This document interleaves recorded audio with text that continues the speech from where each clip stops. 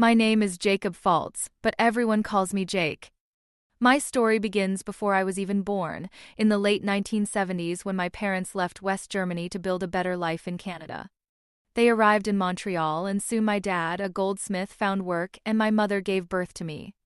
Over time, my father worked his way up, eventually opening his own jewelry shop, giving my brother and me a comfortable life. We lived in Beaconsfield, a suburb with a tight-knit community, and I enjoyed a regular childhood, though I never excelled academically. I was more into hockey and girls than books. After high school, I landed a job with a Vancouver-based building materials company. 1 year later, I transferred to Vancouver, where I instantly fell in love with the city's beaches, mountains, and vibe.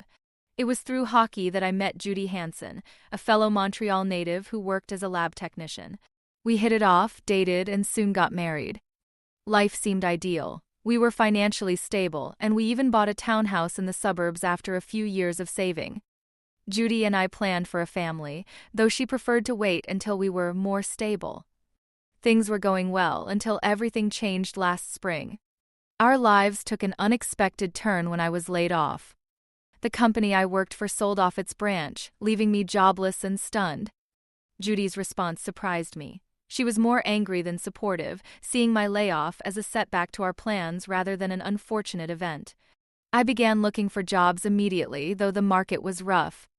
Each day felt heavier, especially with Judy growing more distant, only offering brief kisses before leaving for work. One morning, my neighbor Cindy Willows, a stay-at-home mom with a sharp wit, dropped by. She'd become a good friend over the years, and while her husband, Al, was often loud and brash, Cindy was warm and no-nonsense. That day, she called me handsome in her usual playful way and poured herself a coffee. When I shared my frustrations, she got straight to the point. "Why don't you try writing?" she suggested, reminding me of how much I'd loved English in school. Cindy even put me in touch with her friend Paula, who wrote manuals for an import-export business. That call turned into a golden opportunity. Paula explained the need for translating poorly written instructions into clear English, sometimes even French. She referred me to her client, Mr. Lewis, who owned a machinery import company and was desperate for readable manuals. I met him that same day, and after talking through the project, he agreed to let me try a sample job. Over the next few days, I buried myself in work. The poorly translated instructions from Chinese to English were almost laughable, and it took hours to make sense of them. But with each page, I felt more certain that I could make this work. I finished the first manual in 2 days, and Mr. Lewis was thrilled with the result, offering me $60 per hour. This new work-from-home job wasn't just paying well, it was finally giving me a sense of purpose and accomplishment. Judy, however, wasn't thrilled. She saw it as a temporary distraction, doubting it would bring in enough to sustain us. Her skepticism wore on me, but I pushed ahead, hoping to prove her wrong. In the months that followed, my business took off. I formed precise word services, filed the necessary paperwork, and invested in a new computer and office supplies. Mr. Lewis continued to supply work, and soon enough I was earning over $3,000 a week. Despite this success, Judy and I grew more disconnected. She often claimed she was working late, and our conversations became superficial. She was growing more and more withdrawn, and I could feel an invisible wall between us.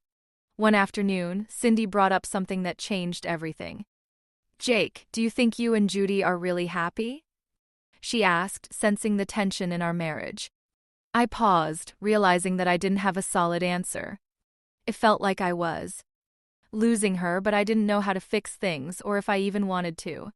Our marriage reached a breaking point when Cindy revealed what she had heard through neighbors and acquaintances. Judy was having an affair. Not just a fleeting fling, but an ongoing relationship with her boss, Robert Turnbull. Cindy, as direct as ever, didn't mince words, telling me outright that Judy had been unfaithful for some time and even admitted Al had also been involved. My stomach dropped, anger mixed with a sick feeling of betrayal. Cindy told me she'd known about Al's infidelity, but she'd been trying to hold her family together for the kids' sake. To confirm Cindy's revelation, I decided to see for myself. When Judy said she'd be working late again, I borrowed Cindy's car and staked out her clinic. My heart sank when I saw her leave with her boss, Turnbull, and head to a hotel. I took pictures, catching them together to confront her with later. But instead of feeling relieved, I felt hollow. The next morning, I called Cindy to let her know what I'd seen. She met me with her usual support, hugging me and letting me vent. I asked her advice on what to do next, and together we came up with a plan. That afternoon, we visited City Hall, hoping to learn more about Turnbull's situation. To my surprise, the clinic property was in his wife's name, Mrs. Diane Turnbull. Turnbull wasn't just cheating on his wife, he was risking his entire career and family.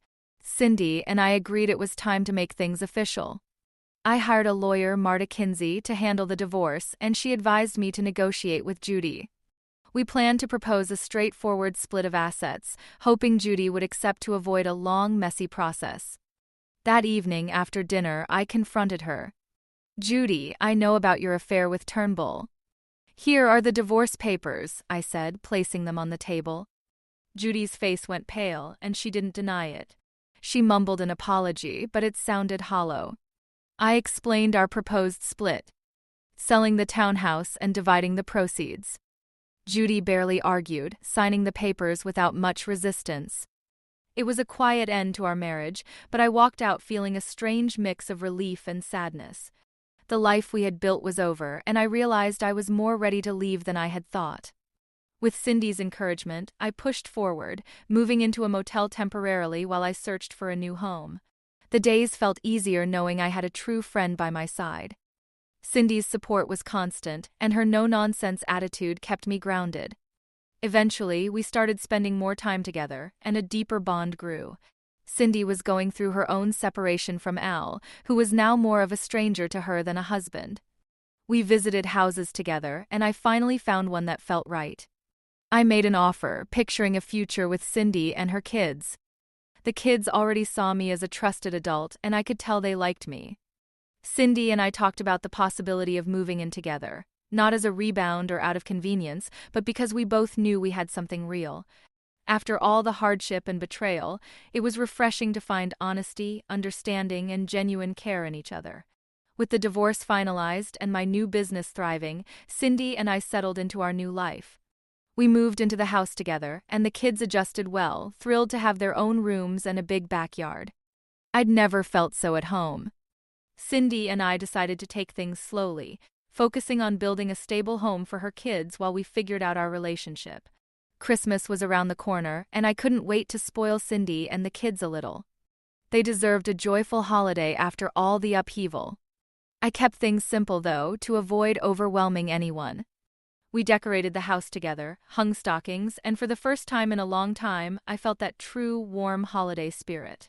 Professionally, things were also looking up. Mr. Lewis had offered me a major project translating heavy machinery manuals, with a substantial pay increase. I'd hired a multilingual engineer to assist, turning what started as a side job into a full-blown business. Cindy took on a part-time role helping with scheduling and finances, adding her sharp organizational skills to our setup. Working together, we found a new rhythm that brought us closer than ever. By spring, I was confident enough to ask Cindy to marry me, and she said yes with that same direct smile I'd grown to love. In March, Cindy finalized her divorce from Al, and we scheduled a small wedding in Hawaii during spring break. Both of our families would join us, including Cindy's mom, who'd never been fond of Al. We felt ready to start fresh, with nothing hanging over us and no lingering doubts. Looking back, I realized how much I'd learned about what true partnership and love feel like. This was different from what I had with Judy. Cindy and I shared a strong foundation built on honesty and friendship, and after all we'd been through, I was determined to hold on to that. I finally understood what it meant to build a life with someone who valued me for who I was. If this story resonated with you, please subscribe to my channel for more stories of resilience, love, and finding purpose in unexpected places.